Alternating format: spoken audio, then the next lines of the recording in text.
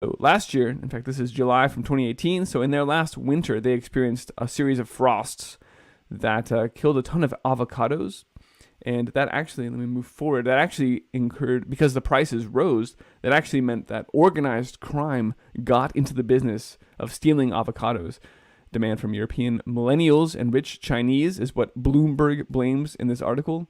But obviously, like straight from Chile's fruit industry, we see here it was because the first half of June was the coldest in the last 30 years, with 5 daytime frosts registered in the avocado producing areas. So straight from the growers, we hear it's because it was the coldest in 40 years. Bloomberg overwrites reality, puts out their global warming agenda. It's because of European millennials. Yeah, sure it is, Bloomberg. All right, so let's flip now to Europe, into the northern hemisphere, where the Arctic outbreak around the 5th and the 6th, and actually lasting since then, has sent temperatures down into record cold levels. A surge of very cold Arctic air affecting much of Europe over the last few days broke numerous minimum temperature records for May across the Alps. May was also the coldest in the last 40 years, another 40-year record there. So what effects is that having up there? Here's what it looks like on the ground. So in April 5th, green pastures, the trees starting to bud, looks beautiful. But May 5th, return of winter, killing off everything, and very much affecting the remainder of the growing season. This does have an effect on all those crops. And even as we're finding out that France only has 5% of people who are climate deniers, if you believe these statistics, there's a big asterisk on that, big caveat. And they're saying that the U.S. is actually the worst. We're the worst in the United States. We have more climate deniers than the rest of the rich world, which we're trying to put austerity on. Even then, so this is interesting to me because we can say 90% of the people you meet, according to these statistics again, believe in global warming, believe in climate change, man-made, CO2 hoax. It's sad. And folks, it's really sad when you see these people, let's see if I can find this, walking into situations where they're not prepared.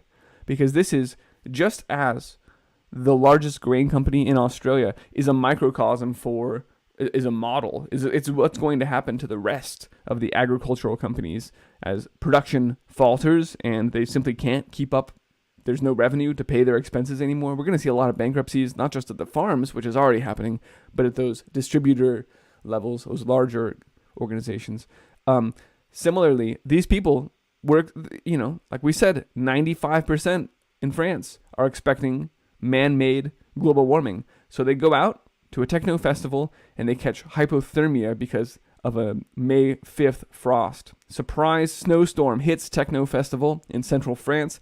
Temperatures dropping to freezing. 30 people caught hypothermia. I'm not laughing at these people. In fact, I'm not whistling past the graveyard at all, folks. I'm serious when I say this is emblematic of the fact that the vast majority of humanity is walking completely blissfully unaware of the fact that we're entering a new mini ice age, a new grand solar minimum where temperatures are dropping, weather extremes are becoming more pronounced, precipitative extremes, the droughts, the flooding, we've talked about this ad nauseum, are very much affecting crop production, and as we saw, agriculture is collapsing.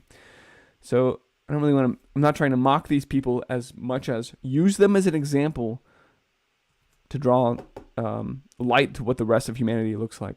So it wasn't just the people at the rave that were affected. Obviously, the sub-zero temperatures in mid-May caused problems for crops as well. Like I said, the cold weather, quote, caused more than a few worries for growers in Italy and Poland. Temperatures as low as -3 degrees were measured. We also had night frosts, snow falling in Italy. And that's why we saw, I mean, this is amazing, that vineyards in Italy were lit up by candles, trying to keep the crops warm, trying to keep them from freezing. They were doing the same thing in the UK. Up here, firelights protecting the darling buds of May as frosts descend on May 5th.